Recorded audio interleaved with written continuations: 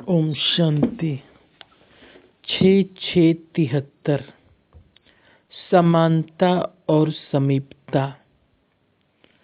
जीवन की नैया को पार लगाने वाले सिद्धि स्वरूप लाइट माइट रूप दिलाराम बाप बोले, आज बाप दादा किसको देख रहे हैं? जैसे बाप के भिन्न भिन्न कर्तव्यों के कारण अनेक नाम गाए हुए हैं, वैसे ही बच्चों के अनेक नाम गाए हुए हैं। आज किस रूप में देख रहे हैं, यह जान सकते हो। संकल्प की परख कर सकते हो। आज बाप दादा अपनी मड़ियों को देख रहे हैं। कोई मस्तक मड़ी है, कोई गले की मड़ी है और कोई हृदय मड़ी है।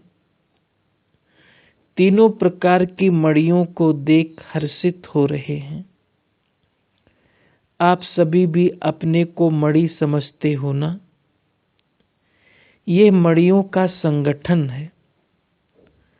मड़ियों में श्रेष्ठ मड़ी कौन है, ये भी हर एक अपने को जान सकते हो कि मैं फर्स्ट नंबर की मड़ी हूं या सेकंड व थर्ड, किस नंबर की मड़ी हूं। फर्स्ट नंबर की विशेषता क्या है, उसको जानते हो। फर्स्ट नंबर है मस्तक मड़ी। उस मस्तक मड़ी की दो विशेषताएं हैं। स्वयं के स्वरूपों की विशेषताएं तो सहज जान सकते हो। अब सिर्फ जानना ही नहीं है, बल्कि ये देखो कि उन विशेषताओं के स्वरूप कहाँ तक बने हैं।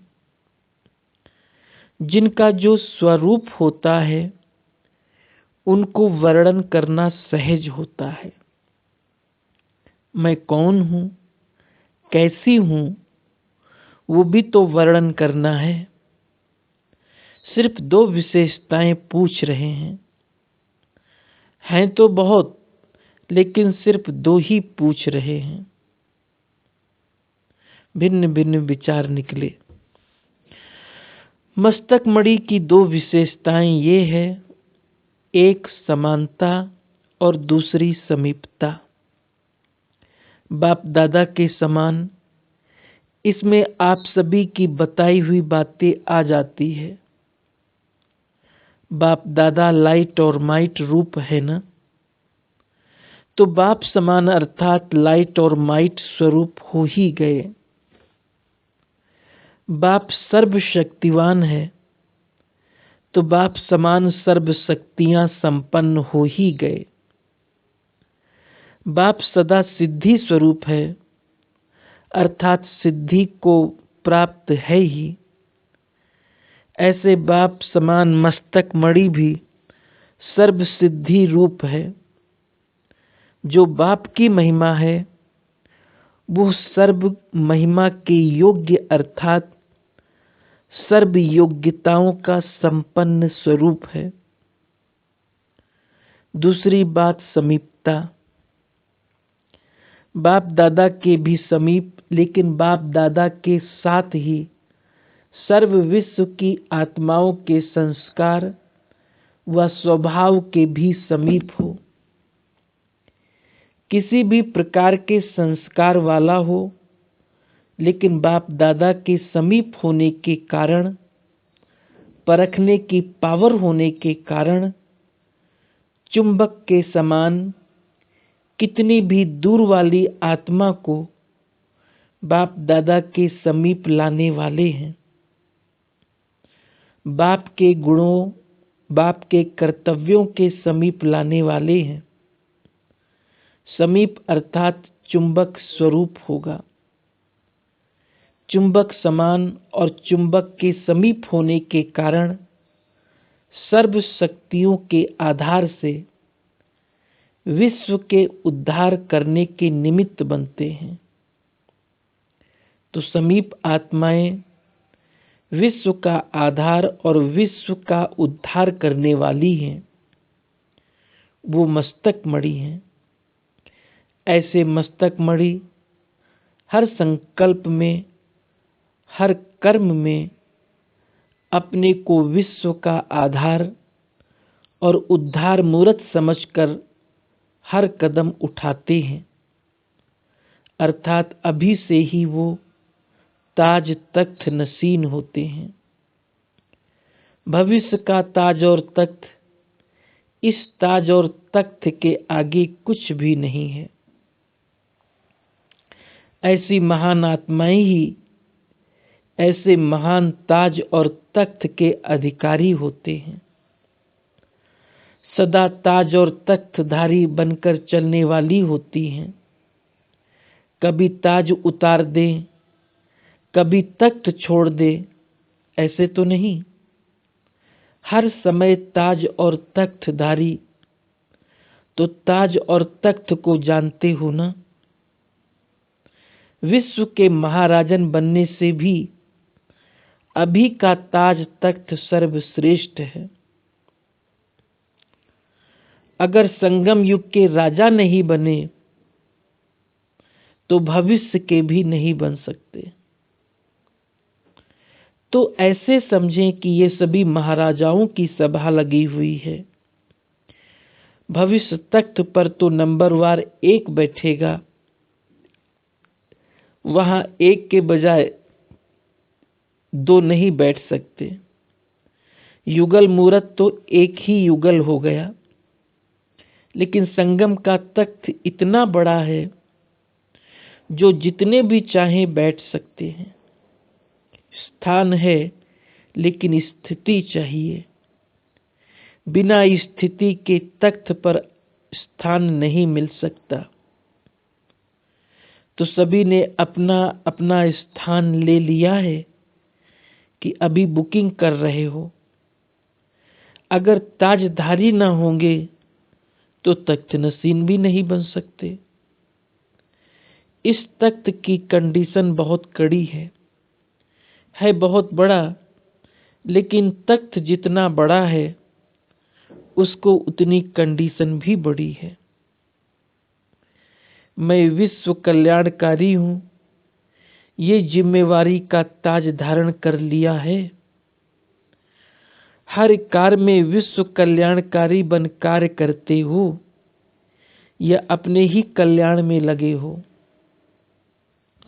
जैसे प्रवृत्ति मार्ग वाले कहते हैं, हम तो अपनी प्रवृत्ति में ही लगे हुए हैं। वैसे आप लोग भी अपने ही पुरुषार्थ की प्रवृत्ति में तो मस्त नहीं हो। इतना ही जमा करते हो जो स्वयं को खिला सको व स्वयं के लिए भी बाप से आशीर्वाद या इच्छा रखते हो। मदद करो, हिम्मत दो, इसी में लगे हुए हो। जो अभी तक स्वयं के प्रति लेने में व करने में लगा हुआ है, वो विश्व को देने वाला दाता कब बनेगा? क्या अंत में? क्या उस समय हाई जंप दे सकेंगे? लेकिन नहीं। बहुत समय के संस्कार वालों को ही बहुत समय का राज्य भाग्य प्राप्त होगा। ये स्लोगन सदा याद रखना कि अभी नहीं तो कभी नहीं। ऐसे नहीं अंत समय जब होगा तब कर लेंगे, न जब न तब, लेकिन अब। तो ऐसे ताज व तख्तधारी बनना है। कौन सी तख्त नसीन? तख्त नसीन तो अपने तख्त को जानते हो ना।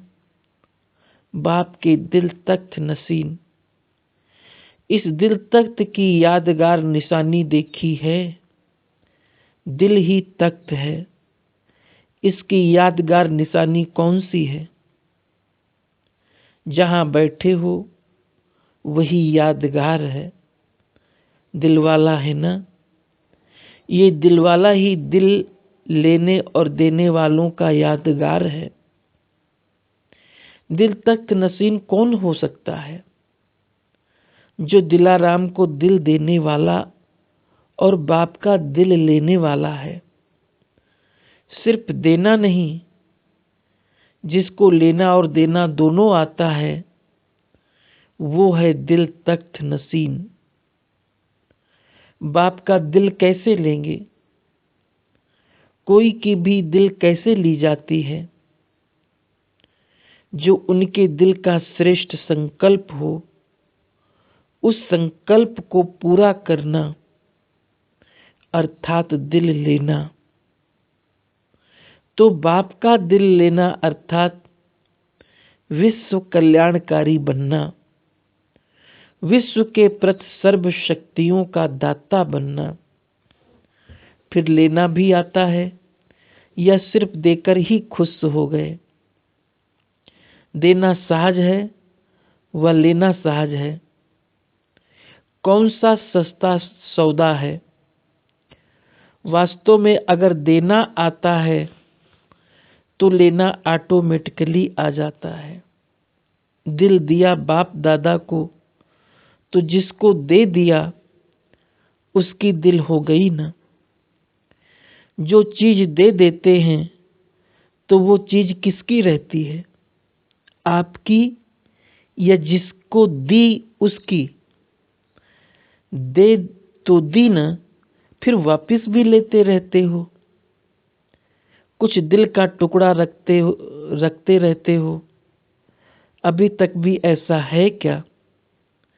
दिल देने वाले किसी और को दिल बेच दें, अमानत को कोई बेच दे, तो वो अच्छा नहीं होता है। तो जब दिल दे दी तो दिलाराम की हो गई।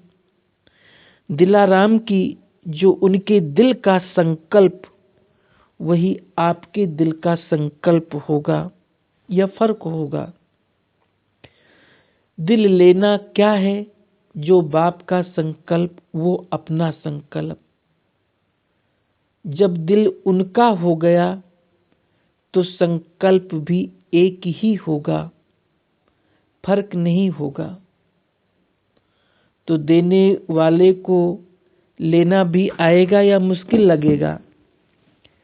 अगर मुश्किल लगता है तो इसका अर्थ है कि दिल ही नहीं है दिल देने की।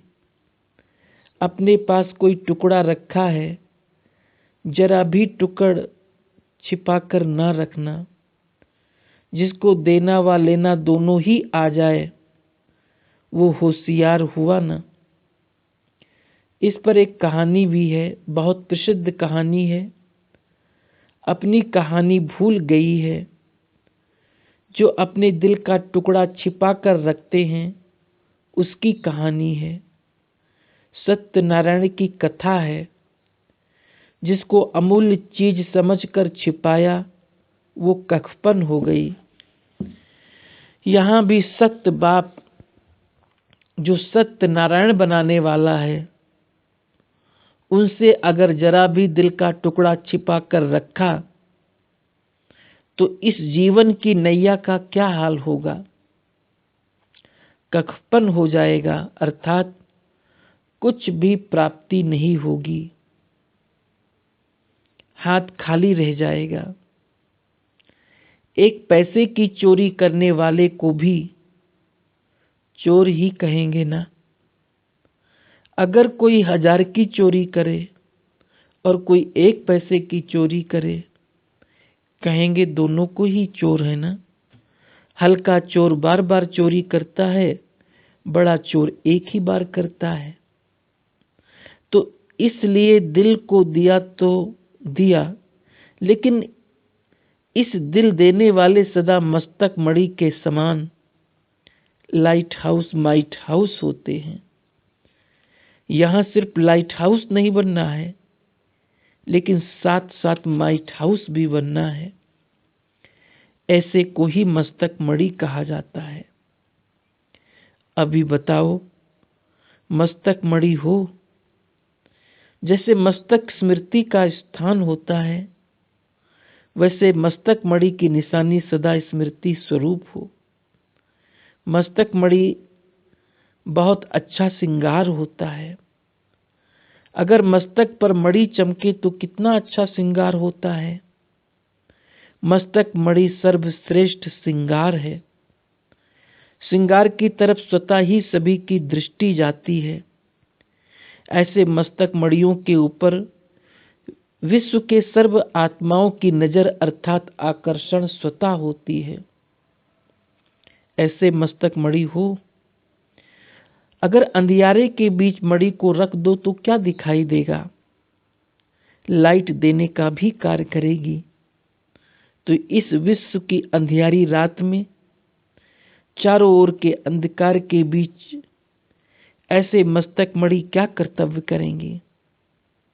मार्ग दिखाने का, मंजिल पर पहुंचाने का, हर एक को लक्ष्य तक पहुंचाने का।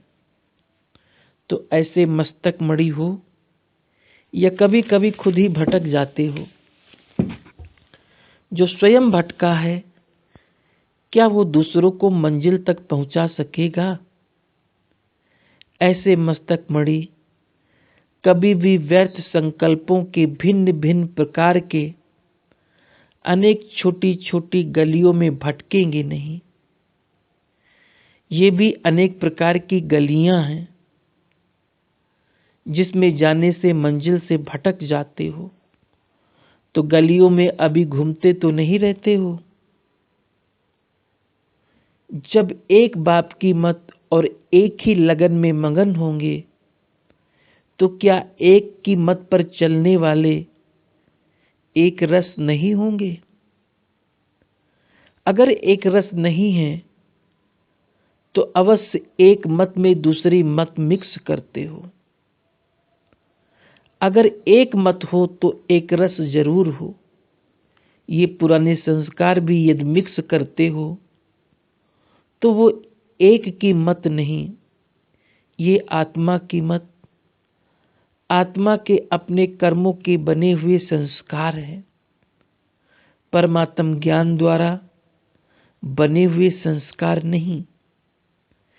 तो अगर अपने पुराने संस्कार मिक्स हो जाते हैं तो अनेक गलियों में भटक जाएंगे, एक रस नहीं होंगे, एक मंजिल पर सदा स्थित नहीं होंगे। तो भटकना बंद होना चाहिए, न कि अभी तक भटकते रहेंगे। माया के भिन्न भिन्न आकर्षण में भटकना अभी पूरा हुआ। अब फिर ये गलियां कहां से निकाली है?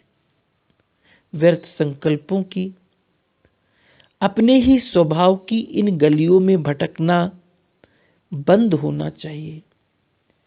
जैसे आप लोग सेमिनार करते हो तो अंत में प्रस्ताव पास करते हो ना, वैसे ये भी प्रस्ताव करो कि भटकना बंद हो। ये भी ब्राह्मणों का सेमिनार है ना, मेला अर्थात सेमिनार। जैसे सेमिनार में बहुत पॉइंट्स निकालते हो और पास कराने का प्रयत्न करते हो, वो गवर्नमेंट तो पास करती नहीं, लेकिन ये पांडव गवर्नमेंट पास कर लेगी। तो आपस में मिलकर ये पास कर दिखाओ। सिर्फ ऐसे ही हाथ उठा लेना तो सहज है। इस अंगुली से कुछ नहीं होता है। यह है दृढ़ संकल्प की अंगुली। जब तक ये उंगली नहीं उठाई तब तक पास नहीं हो सकता। समझा? ऐसे एक सेकंड में दृढ़ संकल्प रूपी अंगुली देने वाले महावीर और महावीरनियां, संकल्प और कर्म में समान रहने वाली श्रेष्ठ आत्माएं हो ना। ऐसे सदा दिल तख्त नसीन और विश्व कल्याणकारी के स्मृति रूप ताजधारी तख्तधारी बच्चों को याद, प्यार और नमस्ते। इस मुरली का सार। मस्तक मणि की मुख्य दो विशेषताएं हैं, समानता और समीपता। समानता अर्थात बाप समान बनना, अर्थात बाप की जो भी योग्यताएं हैं वो हमारी भी हों। समीपता अर्थात बाप दादा के समीप होना व विश्व की आत्माओं के संस्कार व स्वभाव के समीप होना। समीप होना माना चुंबक स्वरूप होना, स्वयं को ताज और तख्तधारी बनाकर चलना है। ऐसे नहीं कि कब ताज उतार दें, तख्त छोड़ दें। विश्व के महाराजन बनने से पहले अभी का ताज व तख्त लेना सर्वश्रेष्ठ है। यदि संगम युग के राजा नहीं तो भविष्य के राजा भी नहीं बन सकते। भविष्य तख्त पर तो केवल एक बैठ सकेगा, लेकिन संगम युग पर जितने चाहें उतने बैठ सकते हैं। ओम शांति।